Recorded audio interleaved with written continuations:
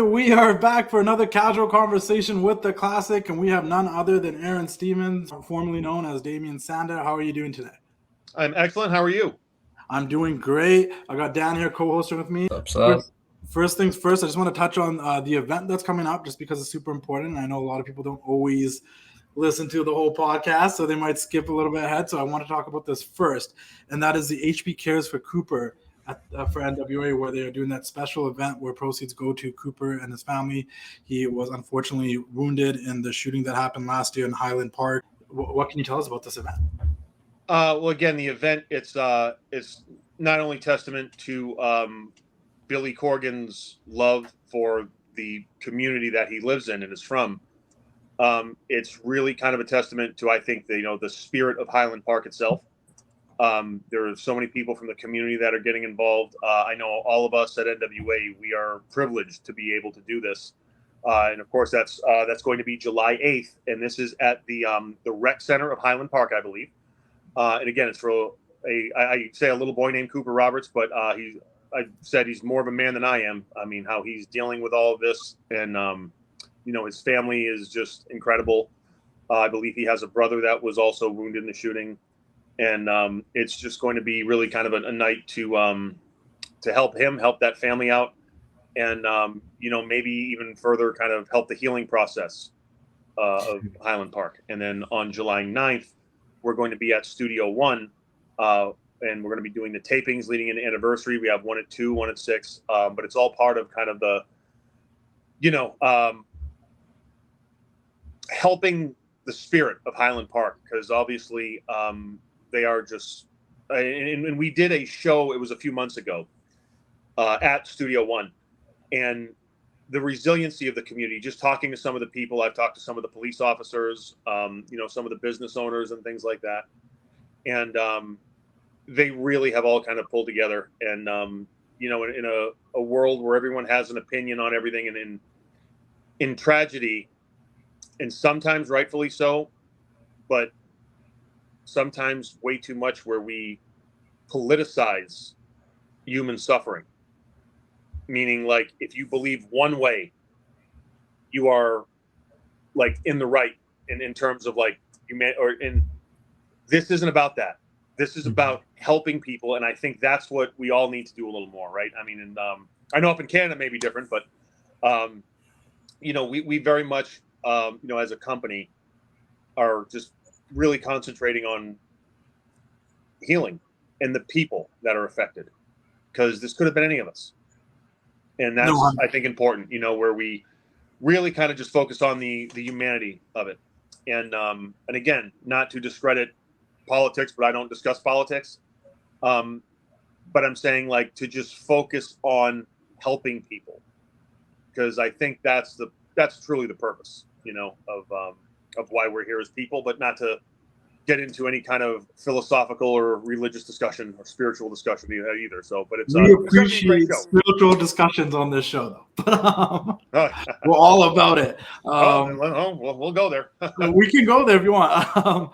I do want to say it is 1 year since the mass shooting, so this is like cool for this to be happening, because this is probably like a traumatic time for those people that went through this last year. So to have something they can attend to get their minds off of things, I think that's one of the most beautiful things about professional wrestling. For most fans, and even some of the people in the business, they'll tell you, growing up, professional wrestling was a form of escapism for them. And this event is also going to be a form of escapism for those people that were involved in this situation. Admission to the show is free, but if you'd like to secure VIP tickets, the minimum donation is $75. And once again, all the proceeds are going to help the people that went through the traumatic event at Highland Park last year. And I think it's super cool that NWA is doing this, Yeah, and if you'd like to donate or find out more about the show, you can go to nwatix.com. That's NWATIX.com. Very important. It's cool that Billy Corgan thought of doing something this specific weekend, right after July the 4th, and because that's when it happened last year. And I think it's a really cool situation, guys. Check it out if you can. The NWA, you've been with them for a bit now. How would you differentiate the NWA from other companies in the industry right now? Well, in a time when our industry,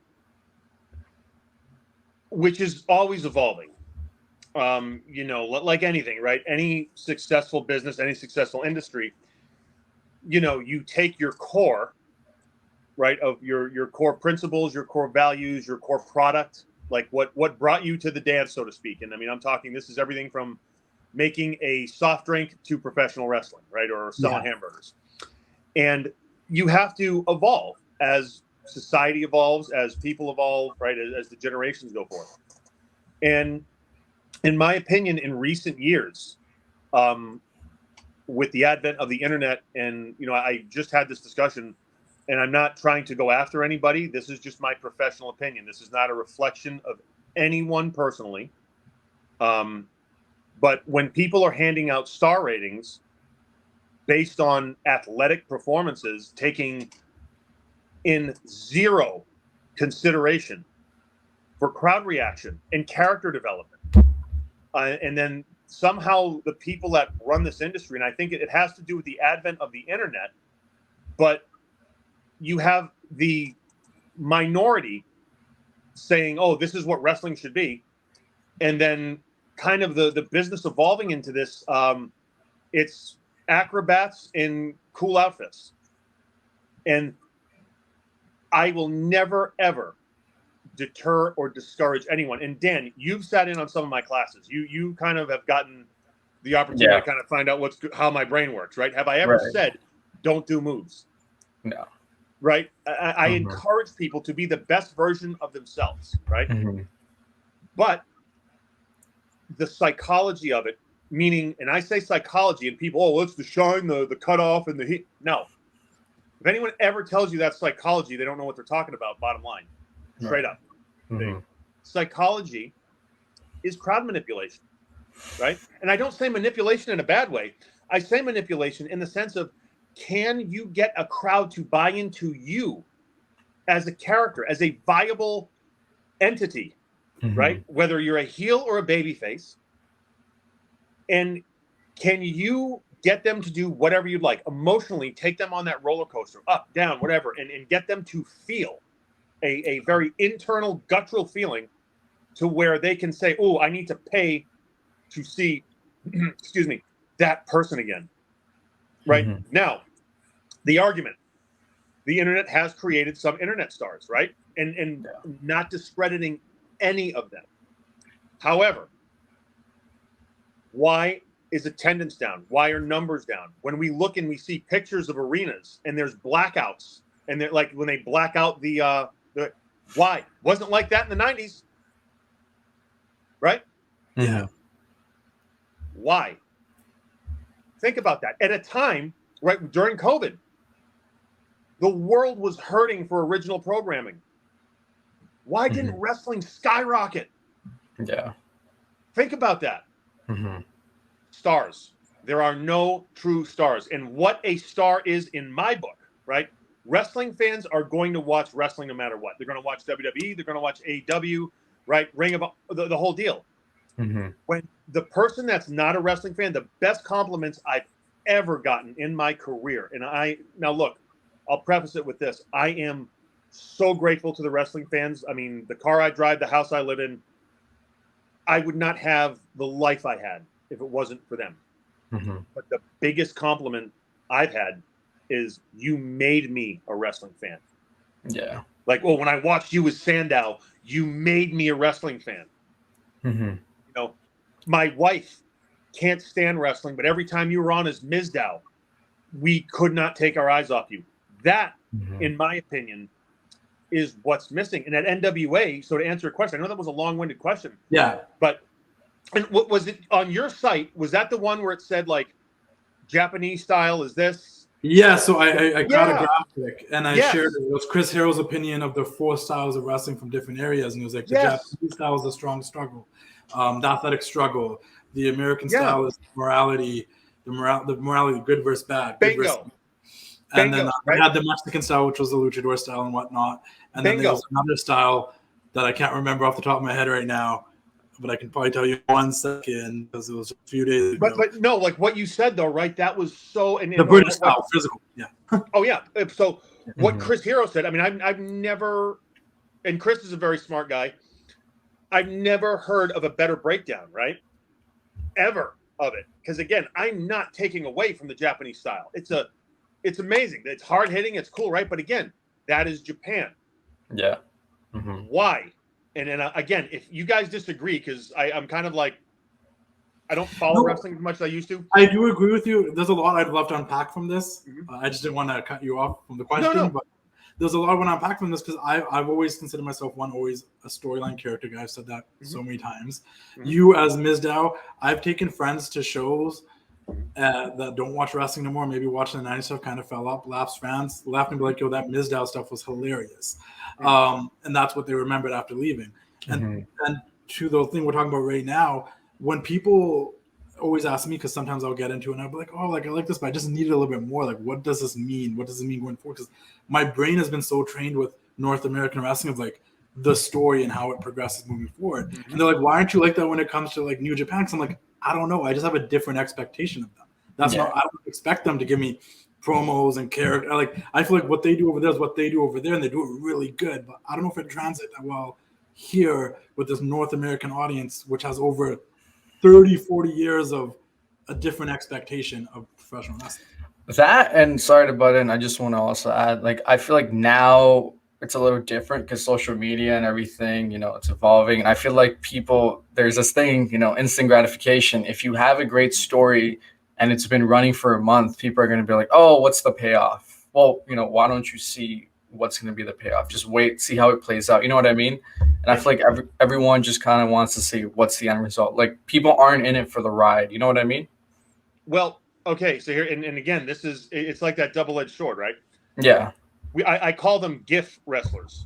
They want to do that cool move so they can post it on Twitter and do that, right? And look, it'll get maybe a couple thousand, who knows, 100,000 likes. Great. Yeah. How many people are going to truly pay? And I'm talking about from an independent level too, right? And look, when you're trying to make your name, use every resource available. Use social media and do a cool GIF, right? Like, of course, do stuff that's awesome. However, in my opinion, and this was proven at NWA Crockett Cup, and I'm very much somebody, and you know, Dan, you again sat in class with me a couple times. I do not teach anything because I don't consider myself a teacher, right? I'm far too young and handsome to be a coach. So I just say things that I have, and I call this battle tested. Right. Yeah. I don't teach anything that I know does not work 100% of the time without fail. Yeah. You know, you have a lot of wrestling schools, right? And you know what? Before I get on that topic, like to what you were saying, Justin, think about this, right? Now, again, disagree with me, agree with me. And with the internet, right, we're seeing a lot of Japanese stars come over here, and it's great, right? Like that. How come when Americans go to Japan, they're always the bigger stars as opposed to the other way around? And I'm talking, right? Think about that. It's North American pro wrestling, as I call it, and as you called it, which is cool. Yeah. Has relied and has gone hand in hand with television, creating stars that would have people pay money to go see them and either see them win or lose, right? Now, the means of how they do that, and I was having this discussion, I did an interview before this, right? If I was to ever come back to the ring, there's no way that I could not or would not adjust my in-ring style because it's 2023. And I am not going to do myself or the fans the disservice of going out there giving you Sandow's greatest hits and that. No, I would have to evolve. It's on me as a performer if I choose to do that, right? But I guarantee you, I'm not going to fly like some of those guys. But if you give me 30 seconds in a microphone, I will have whatever arena I'm in. I mean, at NWA, I do it as a manager now. I'll have them louder than they were all night. Yeah, and I can guarantee you that. Yeah. 100% of the time. And if anyone says, oh, no, you can't this or that, hey, if you've never seen me do a live promo, sorry. Go watch. Do you think there's a lack of, like, I think when, like you said, there's a lot of wrestling schools out there. There's a lot of people learning the fundamentals, and then they want to learn the cool moves and the spots, which is totally fine. And like you said, wrestling has evolved, so it is just more athletic than it was 15, 20 years ago. And that's awesome. And that's not a bad thing. And like I said, I kind of always say that we're spoiled now with good wrestling. there's so many shows, and every show will give you a good match. But the problem about being spoiled with so much wrestling and the internet and all that is that the matches start to mean less because there's so many good ones all the time. That I think it's more important now more than ever to have a character and the ability to speak to have people remember you, because we know the wrestling's gonna be good. Like that's almost like a given at this point. So do you think there's a lack of preparing wrestlers on the independent scene in terms of talking and being able to create a character more so than just the in-ring stuff? 1,000%. And actually, right, like when I was up at Battle Arts, somebody, I forgot their name, they were like, hey, you should go do seminars, right? And look, I don't like to leave my house. And I don't like to, the reason I teach at Battle Arts is because Santino and I, like, Santino is one of my best friends on this planet. Like, we're like family. So I go up there and hang out with him. We teach, and it's always a good time. But when someone was saying, like, you should do seminars on promos and character development because that's what's missing, and I'm like, I don't know if any of these kids would want that. I don't know if that would be something that they would pay because they may, oh, who's this guy? He used to wrestle, and like, what does he know? He can't teach us how to this or that.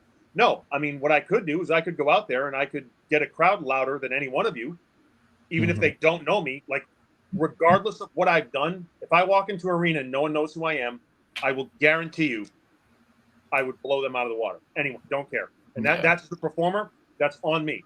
But if, look, and I'm not trying to sound arrogant, I'm just trying to like tell you my perspective. I wrestled the Invisible Man for 9 months.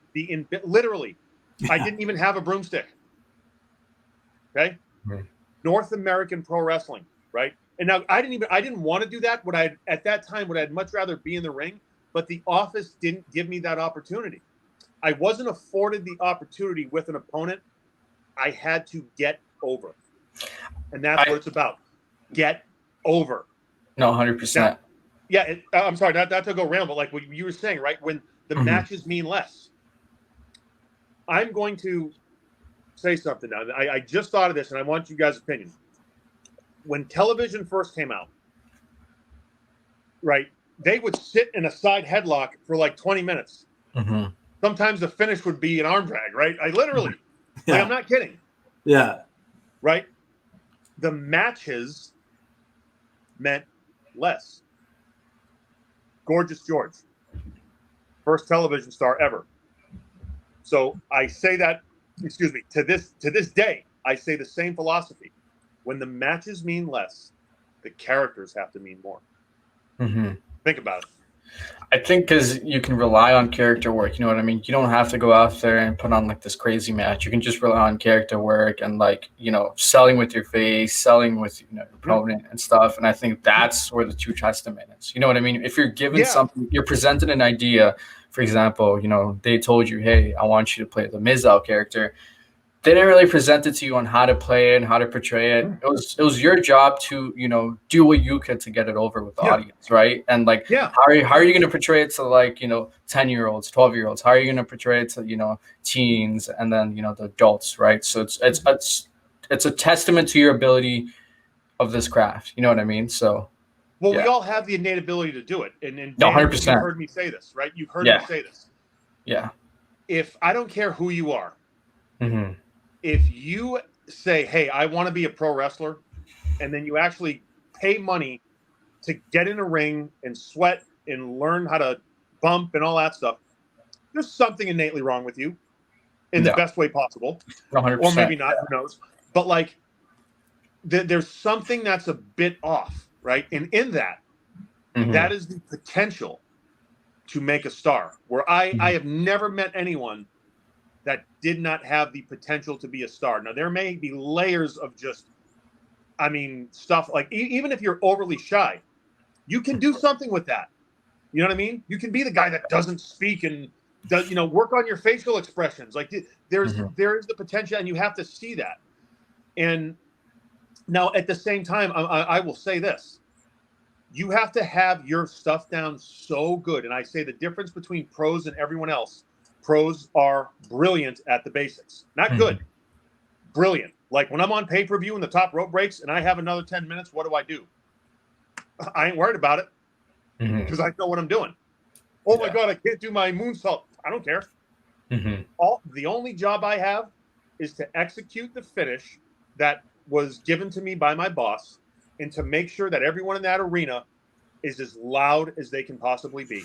Bottom line, that's it. You know, I'll figure it out because I got my basics down, right? Mm-hmm. And this really upset me because I don't really comment on a lot of stuff. I was watching an interview. I'm not going to name names, but there was an interview where the question was posed, and someone that is a journalist, a very well-known journalist, where Rock and Hogan, mm-hmm. and it wasn't a 5-star match. BS. Okay. When you judge matches based on athletic performance, you are completely taking away the core of what professional wrestling is in North America. And in North America, it has been the most financially successful kind. Case in point, when Americans have gone over to Japan versus when you have other stars from Mexico, Japan come over here. Right? There's exceptions to every rule, but was Muda Sting over here? No. Not to take away from Muda. I have all the respect in the world for him. Yeah. All the respect in the world for Muda. I mean, Hall of Famer, amazing. Could not respect the man more. And but it goes so recently. There was an event that just happened recently where a lot of Japanese stars came over here for that event. And me running my page, don't get me wrong, obviously I'm in the wrestling bubble, and a lot of people that follow me that are also in the wrestling bubble, so they do know. But there is a lot of people that follow me that are just old school wrestling fans, or maybe tune in nowadays with what's happening kind of on their television, but not too much. They didn't know who these people were. They're asking for video packages. Like it doesn't translate the same unless you're already in the bubble. Mm-hmm. And I think in America, in North America, like the wrestling there are fans outside the bubble. It's television to them. It's something when they're flipping the channels, like, oh, I used to watch this, or I still watch this, or I know this, I'll check it out, that they will tune in. And to that point, they'll continue to tune in. Because I always say, once again, there's so many good matches. We're spoiled. Mm-hmm. There's probably a good match that happened 2 weeks ago on a show I probably fully forgot about, but if I went back and watched them, it would be like, that was a great match. Oh my God, I forgot about that match. But I feel like because you forgot about the characters. That's what I was about to say. You will remember the match for a longer period of time if you're actually invested in the storyline and the character. Because then you're like, oh, that match is when this happened to the story, or this character went through that. And I think that's what's missing is like nowadays on television, you get a lot of dream matches, but there's no substance to them. And I think it also goes back to them not having the characters, and you're following that character along, or you're so invested in the storyline, like you're in your seat for that match. It's must watch, not TV. Not I can PVR watch it later because it's just gonna be just as good regardless when I watch it. I think that's kind of missing. Yeah, absolutely. And again, right, like Hogan and Rock. Oh, that wasn't a 5-star match. It says you, because you judged it based on the lens of an athletic contest. I mean, go judge figure skating. Go judge the acrobats at the circus and hand out stars, right? And in my opinion, and this is just me, and if this is going to be unpopular with people, I don't care, because look, everyone has their thing. But if you are judging people like Hogan and Rock, and you have the audacity to say, oh, I don't think that was as good as so-and-so. If you've never bled for this, if you don't know what it's like to not be able to walk because you're just learning how to hit the ropes and you're all bruised, if you do not know what it's like to be on the road for 10 days, 2 weeks, right, and have to decide, do I want to stop and eat at Waffle House at 1 or 2 in the morning, or do I want to get another hour of sleep because we have to be in the next town, and you pray to God for a late checkout so you can hopefully rest because you got to perform the next day and the day after that. If you've never been on an overseas tour and you don't even know what day of the week it is, you just know you have to be at the gorilla position at a certain point when they hit your music, and you have to go perform. You are in no position at all to judge anyone that is trying to make a living at this. And again, I'm not an active pro wrestler. I'm just a manager now, and I feel I can say this because I'm in the business, but I'm kind of like out of the in-ring stuff for now. Like, it is disgusting to me to kind of like you think that, I mean, and again, the internet has given rise to the opinions of people that have a certain platform, right? And look, everyone's entitled to their opinion, and it's good in a lot of ways. But when you kind of consider yourself some some guy that a bunch of boys and girls bow down to because they think that's what's cool. That's why the business is in the shape it's in. And if they cared, if they watched people, right, if they understood why Bruno Sammartino was Bruno Sammartino, why Rock was Rock, why Stone Cold was Stone Cold, they'd have a better career and they'd have more money in their pocket. And you know what? Instead of worrying, oh, what move am I going to do to top what I did last? And that's another thing. You're going to see a lot shorter careers. A lot shorter careers. Twofold.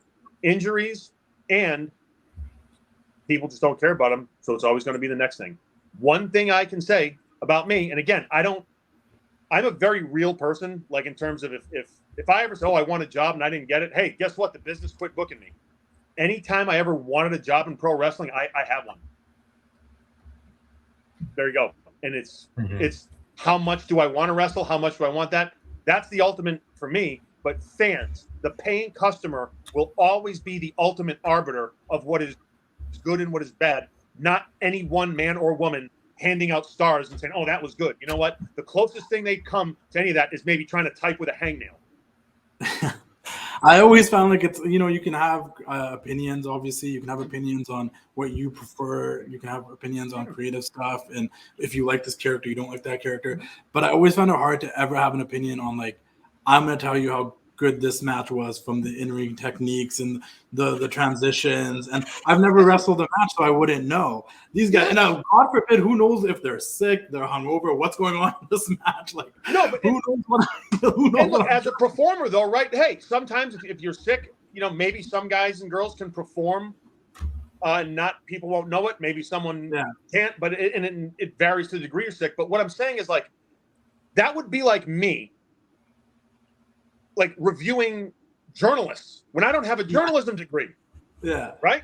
And I'm saying, well, I think your grammar was terrible. Your use of syntax, like, that's stupid.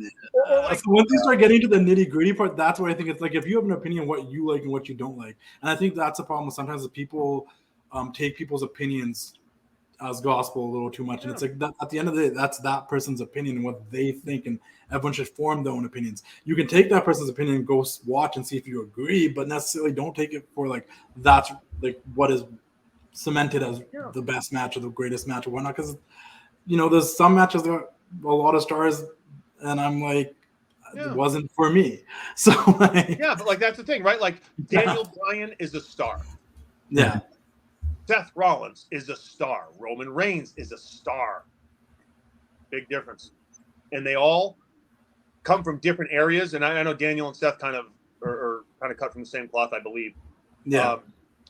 But they learned North American pro wrestling from guys like Triple H, et cetera, right? That is the difference. Yeah. And also, to your point of you always having a job in wrestling, if you ever wanted one, I think that also comes with the fact that you're very versatile. Like whether you need to be in the ring or whether you need to be a voice or a manager like you're doing right now, you're able to do these things. I don't think a lot of people will be able to do all those type of things. They're just focusing on the one lane of being really good in the ring. And that goes back to me thinking that there should be a lot more characters, like practicing the talk in the industry. Yeah. And what's good in the ring is, like, look, if it takes you 20 minutes to set up for a big whoop-de-doo move, that's not good, right? If you lose the crowd and the believability of the performance is taken away, that ain't good. You can have a good gif, but the fact that you've essentially taken a steaming you-know-what on the match and on the credibility of the match at the expense of your little, 5-second or whatever, however long it is. Okay, if you're willing to do that, that's fine. But always remember, people are going to cheer for the move, not for you. Because there's a difference between a holy you-know-what chant and then pop. Pop can be anything from hitting a shooting star press or doing a schoolboy for the finish. But when the finish happens, the people either come unglued with cheers or booze. My opinion, and that's what's worked in America. So, in North America. Yeah. No, absolutely. I want to take it back for a moment. Characters, and I know you're a big character guy, and I always appreciate like your outlook on character work and stuff because you like to dissect it to the very, to its very core. And I've been You've trying been to in my circle, right? Yeah. Yeah. You actually put me on the spot. I'm like, I was Yeah. nervous as hell. But like, if you come back, I'm sure I could take you on the promo again. But No, great, good. I do this thing, Justin, where I call it the circle, where I literally I'll do this individually, where we sit in a circle, I take someone there, and we psychoanalyze each other, and we actually try to come up with the beginning of a character, right? Yeah. They don't have one.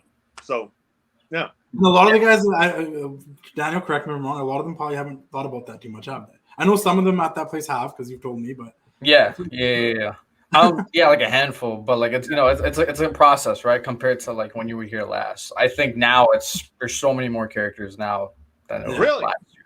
Yeah, like Boris has a nerd gimmick. Rajan's doing his artist thing. There's so many more. There's like new guys, the crop of new guys too. So it's cool now. Good. It's really nice. Yeah. So we got people to think. We do. Yeah. Awesome. Yeah. But I wanted to ask you, when it comes to creating a character, someone who just doesn't have a character, where do they start? Where do they start at its very core? What attracted you to pro wrestling? Mm-hmm. Right. I don't care if it's I was with my grandfather and I saw Randy Savage for the first time. Okay, what'd you see about Randy Savage? Well, I liked his robe and his outfit and the way he talked. Okay. Why? I don't know, it stood out to me. He was different. Good. So you like being different. Yeah. All right. How do you want to be different? I don't know. What kind of stuff you wear? I don't know. I like cool shoes. Okay, cool. Why do you like cool shoes? Just different little something. All right, a little swag on you. How does it make you feel? Now, how would you turn that up? Maybe you get tights that are crazy. Right? Maybe you have a persona where you're Mr. Fashion. I don't know. Right? And there's, as Daniel has witnessed, there is a process I do with people that at least, if anything, it's like, if the gears are stuck, it gets them to kind of start moving a little bit. Now, it's just the beginning of it. But what I try to do is I try to free up that space in their mind, right? That allows them to have the freedom to express themselves in a number of different ways, right? And like, if you're just in this for the moves, you're painting in black and white. When you bring character in it, you have every color in the spectrum at your disposal. Mm-hmm. Because it's the freedom to do whatever you want. Mm-hmm. And that's the difference. Does that make sense? Yeah. 100%. Yeah, no, I can definitely see it. And also, like, I feel like, once again, if people invest in the character, I don't know, tell me if I'm wrong, I feel like you have the ability to control the match a little bit more because they're going to follow you no matter what you're doing. I heard a quote one time that someone, I think it was Dax, heard from Randy Orton, that it's like, you're in charge of controlling the pace of the match. Don't let the crowd control the pace of the match. That's probably not quoted correctly, but it was something like that, and that hit me so different because I'm like, oh, it's true. Like, it's your job to make them go up and down, not them controlling what you do in the ring, what moves you're going to do to get them to go up. And, oh, we're losing them, we've got to keep them going up. Oh, we're going to lose them, we've got to do another spot. Like, it should be you controlling their reactions, and that's when you know you really got it. And I was like, oh, that's actually a really smart way to look at it. Absolutely. And I think when you're a character, you have the better ability of doing that because the people are invested in you. Like, some of my favorite stuff when I was watching old school stuff when I was younger was like, and I made Daniel watch it. I'm like, yo, watch the first 10 minutes of this match. I'm like, Savage doesn't even lock up with Hogan. He's outside pandering to the crowd and bugging them and, taunting them. And all character work. Like 10 minutes. They didn't even lock up, and like he had them in the palm of his hand, just annoying them. And I'm like, that's something that I think a lot of people – we don't see it that much anymore. Personally, like when I'm watching, I don't see them, powdering and just not killing time, but like being able to do that, but still have their crowd like riled up. If the place is coming unglued, right? And this is the thing. When one of the things I never agreed with was, don't work for the live audience, work with the TV audience. No, the live audience is the TV audience. They're the people that are watching it on TV, and in a sense, that is a microcosm of the viewing audience. If they're into it, so is the viewers, right? Like, I've never seen a match when the crowd wasn't going nuts that drew bad ratings. Mm-hmm. And I say going nuts, I'm talking about in the Piper versus Adonis sense. Yeah. Not, oh my God, someone did a cool move. Look at that. Oh no. No, I'm talking about invested and just, you're in that flow. And that's the difference, right? 100%. Yeah. So let's take it all the way back to the first question. What makes NWA stand out then compared to these other companies out there right now? Philosophically, pre-COVID, we had very much a rhythm that was old school. And with COVID, things there was adjustments, there was talent that, came and left. And philosophically, though, we have always maintained what was good about wrestling in North America. And if you look at our shows, how attendance now is starting to get better and better and better. We had Crockett Cup, which is, again, it's the proof of everything we've been talking about, where for 2 days they saw a bunch of tag matches, right? Now, any show that goes on 2 days is a lot. And let alone if it's tag match, there's only so much stuff you can do. But the last tag match, they were the loudest they were out of any night, because you had clearly defined characters executing things in a believable way that was designed to get the crowd that way, right? The matches were put together with the people in mind. And that's kind of, I think, what you're going to see more and more, because it was this past pay-per-view was a very tangible, like, undeniable proof that, hey, this is the way this works. And, NWA, we give opportunities to everybody. I say we, no, but like Billy and Pat, they give opportunities to anybody. And ultimately, it's Billy's decision, because he is the boss. But if you don't cut it, if you don't pull your weight, and it's very much a like, hey, do you have something people want to see? Because I tell new people this all the time, everyone that comes in here is going to be able to do cool moves. Mm-hmm.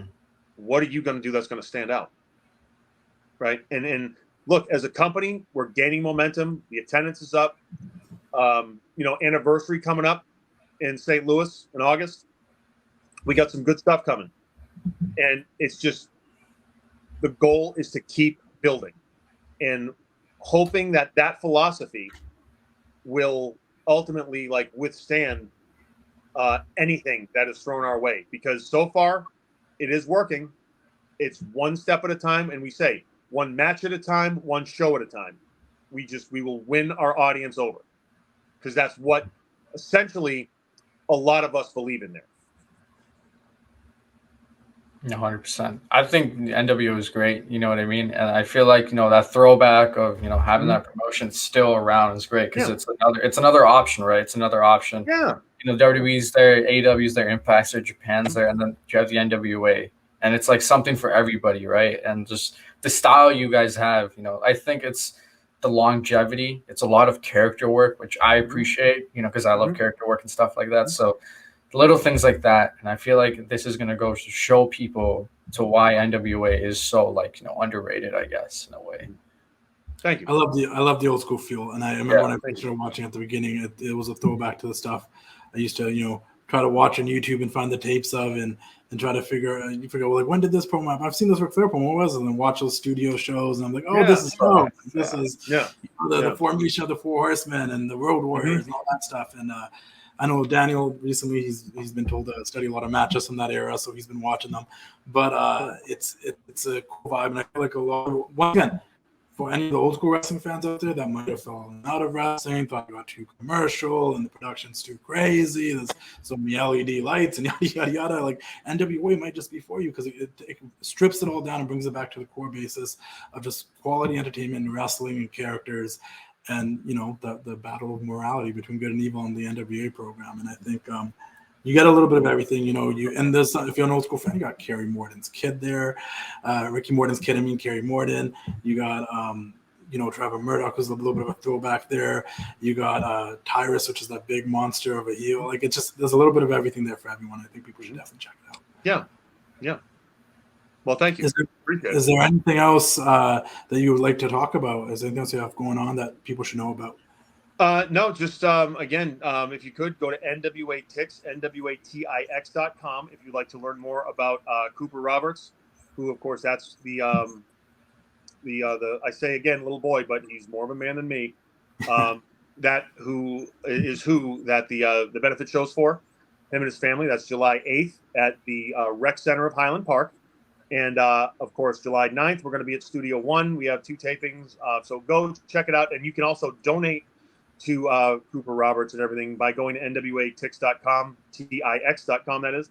And just go and you can read about him and just see how brave he is and really how resilient the community of Highland Park is.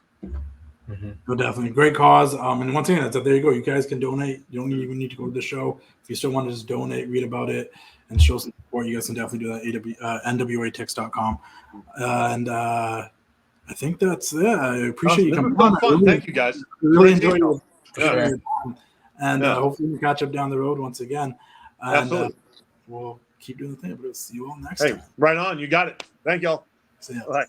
It's time to say goodnight. We sincerely appreciate your patronage and hope we've succeeded in bringing you an enjoyable evening of entertainment. Please drive home carefully and come back again soon. Good night.